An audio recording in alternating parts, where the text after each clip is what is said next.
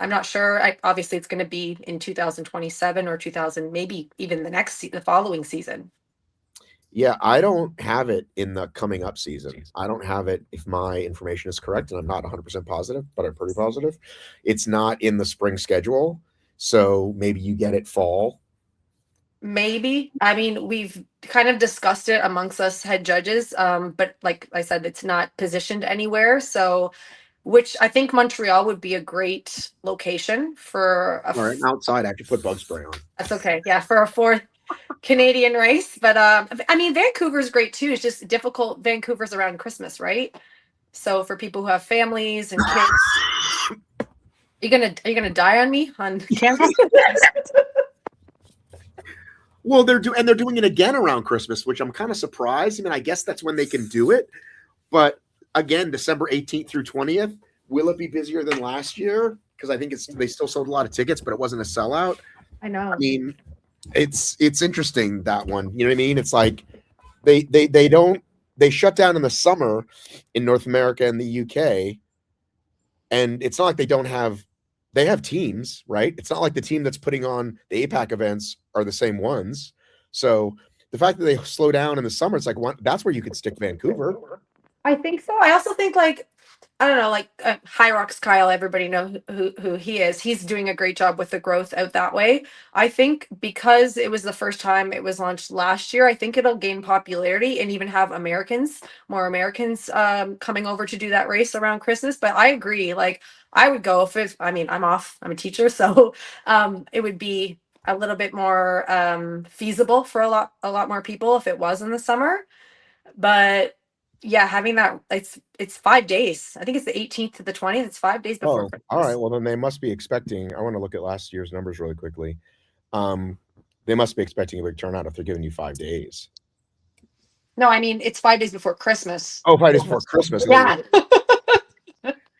I think it was like 3 days, right? Last year. Vancouver last year, December 20th to 21st, it was 2 days and it was 7,800, which is a ton of people, but low for them. You know what I mean? Yeah.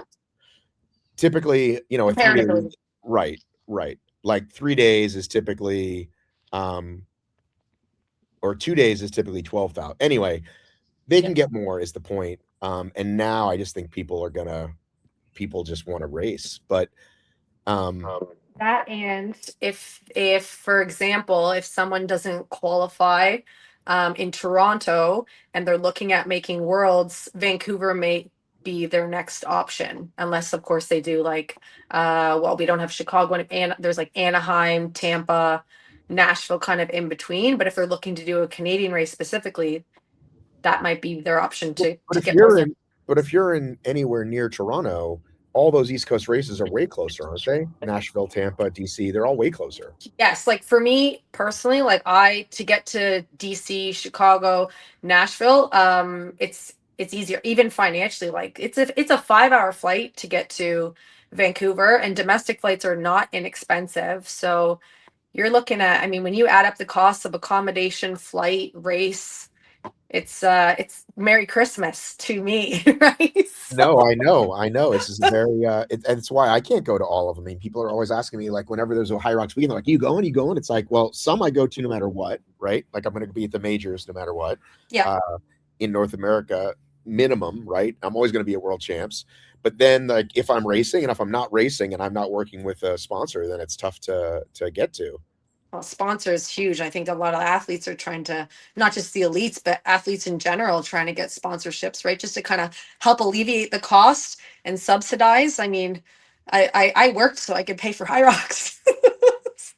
Well, I think that's most people's deal at this point. And, we know the growth will slow down. We just don't know when. This, like I said, this new schedule is, let me see how many cities this is. Let me just quickly have a quick look. Hang on. 1 second. Yeah, no problem.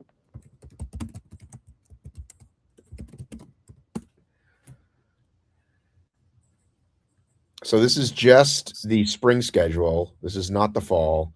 And this is 67 cities.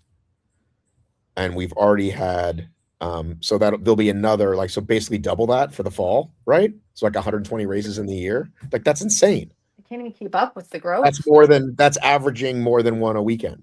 Yeah. Well, I was looking at the one weekend I was interested in. I think there were 5 races in that particular weekend. And I thought, oh my, imagine the team.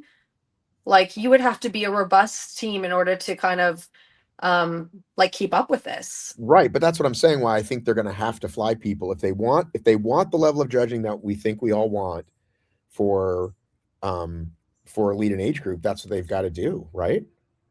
Do you think they need to fly people, or can you just have specific people in that area? Like, Well, when you say in that area, like if you live in New York, like DC is a short drive, but it's still a drive. You know what I mean? It's no, not in your backyard. Or if no, you live in Phoenix and you want to go to Vegas, or you live in Houston, you want to go to Dallas, there's nobody, like there's not enough people in those cities no. for sure. I agree. Good point. It's still costs, right? Travel costs, accommodation costs, food, everything. Yeah. So we don't even know like how big these teams are going to be. I don't know. I just know before Ottawa, there we were talking with a couple of the race directors, and they were saying like they're looking at building specifically. We were speaking about the Canadian team because I don't think they forecasted. I mean, they knew we had a hungry appetite over here, but I don't think they forecasted the growth the way it has and the Right. interest. So a Canadian team specifically, maybe not just for judges, but just in general, like even answering emails, like you can't get a hold of anybody for Right. anything. Right. And so Tiffany, who a lot of people know, Great. is currently heading up this whole thing. What is her role exactly? What is her role? She's the North American director for the judges. Okay. So, and she's like super organized, like in the chat with emails. She gets back to you. She's great. She's professional. She's personable. So she's awesome. But like her, like if we had, I mean, I know there's a lot of other race directors and managers, but I just feels like maybe there's not enough. Right. Like think Well, it's about how good. many. It's really good to hear, though. It's good that they're really putting time and effort into this. For those of us that go back to the obstacle racing days, we were begging for this with Spartan, and they still haven't done anything in 12 years. Right, and we're even going to have a lot of us have our either like personal training, the HYROX foundational, which was the one that used to get in. I got it in person back in the day in Dallas, but now you can do it online. Performance coach level 1, performance coach level 2. So they're really trying to push those so that we have, we are more I guess certified, but also in addition to that, we're going to have the HYROX Head Judge course. Okay. So that's, I think they're going to try to launch that in August. So everyone would be required to take that course because right now we just have the hour session that takes place on Zoom, and we go over before each race. What do you think when you see on these televised, or sorry, broadcast majors and world champs, and people think that judges are overzealous? So I think I see a couple things, right? I think sometimes when you're put in that position, they maybe misuse there. I want to put in quotes power.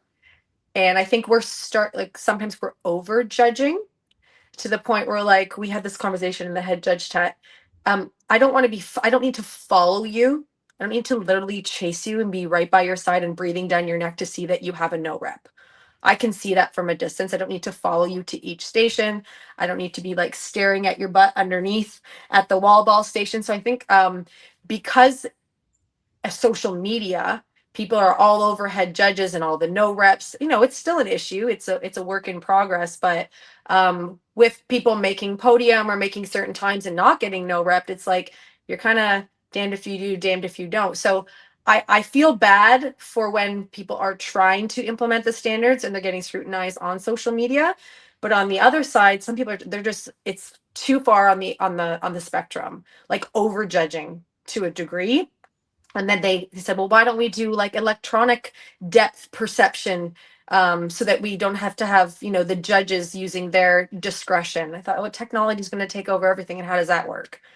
Sometimes the iPads don't work or the wall ball target isn't working. We need humans. Like, even if we go back to the regular clicker, like we still need the head judges to make that call.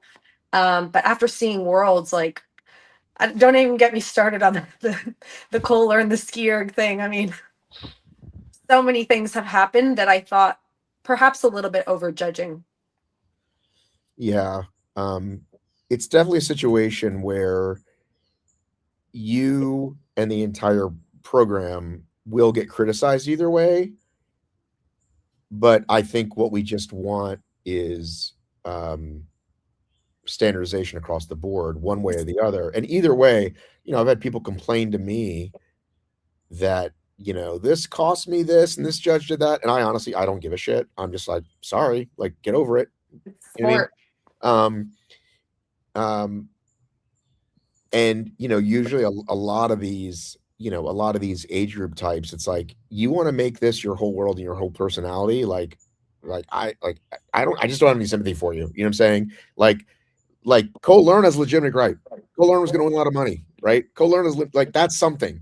Rest of the stuff, A lot on the line. most of it, it's like, get over it, deal with it. Yes. You know what I mean? Do the extra rep. Don't argue with the Yeah. fucking judge, That and, too. and move on. Like Yeah. that. The only place it gets tricky, I think, is the BBJ one is not great. Do you think the 5 centimeters is an improvement? No. No, when that came out, I'll be honest. Just even like coaching that movement, that's a pretty tough movement and tough station because it's in the middle of the race. And now we're kind of backtracking and we're kind of enabling like I guess the improper form. So like just keeping the feet parallel, still have the 30 centimeters for the hands, but now you have the subjectiveness of the 5 centimeters in addition to the subjectiveness of the 30 centimeters with the hands. So now you're bringing back the 5 centimeters with the feet. We got 30 centimeters with the hands. I mean, it's going to be, it might be a nightmare. Hopefully with the course and, going through this whole process will help eliminate that. But I think, well, what was the purpose of that? What was the purpose of giving that extra 5 centimeters and changing the rules all the time? Like, we're gonna get the ruler out. I'm telling you, I'm getting that ruler out. Um, when you're out there, what do you think? What is the percentage of people that argue with you in a given 8-hour shift? Very, very little. I would say, which is one of the reasons, like, I love doing it. I would say for the most part, and a lot of people don't see this side unless you're actually a head judge or people videotape you doing good things.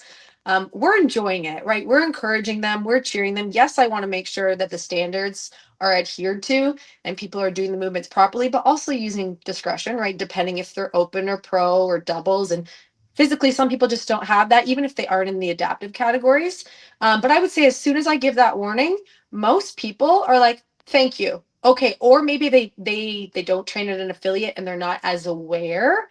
If I say something like, for example, I need you to extend at the hips, like first warning, extend at the hips, and they look at me like, well, what do you mean? Especially if English isn't their first language. And then I show them, and I'm telling you, like 9.9 times out of 10, they'll do it. And if I catch them on the first length, you know, my next length where my volunteers are, they don't have to they don't have to address it because I've already nipped it in the butt on the first length, which is what we try to do. A couple of times people have argued, and I just say, listen, I'm doing my job. You just got to do yours. You Yeah, know? I've been at DEKA events, for example, and people on the burpees at the end will totally be half-assing it, and maybe it's Yeah. they never learned, and maybe it's they're tired, but I Yeah. just go a little bit higher, and they usually do, and they correct Yeah. right away.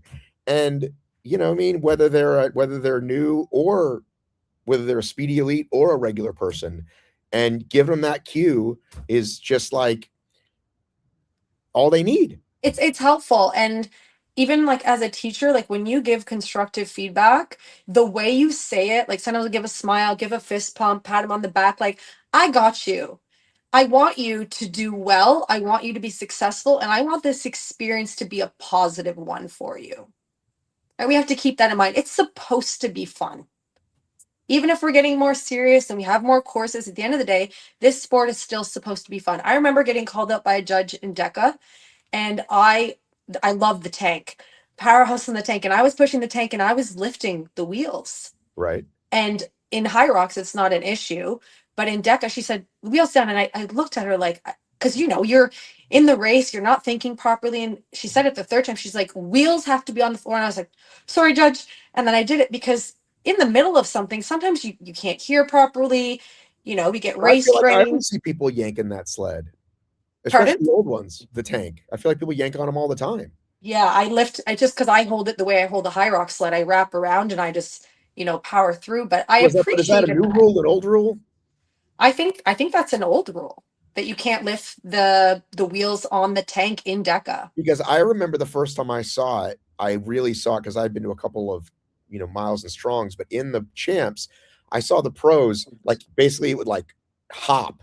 And I said, I don't think this is like sport. Like, what are you doing if you're just yanking this fucking thing? Like, it's not, it doesn't look right to me. And people are like, what's the difference between that and, they gave me some other example. I just didn't think it didn't look like what we're supposed to be doing. But Yeah. nobody told me it was against the rules. Cause like I said, I've seen him. I feel like I don't think I've seen it as recently. Maybe Yeah. it's different with the newer tanks, but just like three hopping it across the thing didn't seem like a movement that we wanted to be doing. Right? It's a totally different sport. But I mean, I take that moment, that teachable, that learnable moment, and I try to empathize for someone who maybe is newer to HYROX. Like I was newer to DEKA at the time. And sometimes it's just a matter of I don't know, or I thought I knew, or maybe slight differences in equipment or whatever it may be that I was practicing with. So I really appreciate it. And that judge, she was hard on me. But I also she's a great person. I've seen her multiple times since, and now I'm like, okay, when I push that sled, I know better. So yeah, delivery's a lot, and having like the athletes like best interests at heart, because like I said, like I enjoy the sport, whether I do well in a race or not, podium or not. At the end of the day, like I truly love training for it, judging it, and racing in it. And I think we need to keep that joy alive with all the progress that's being made, and especially if it ends up as an Olympic sport.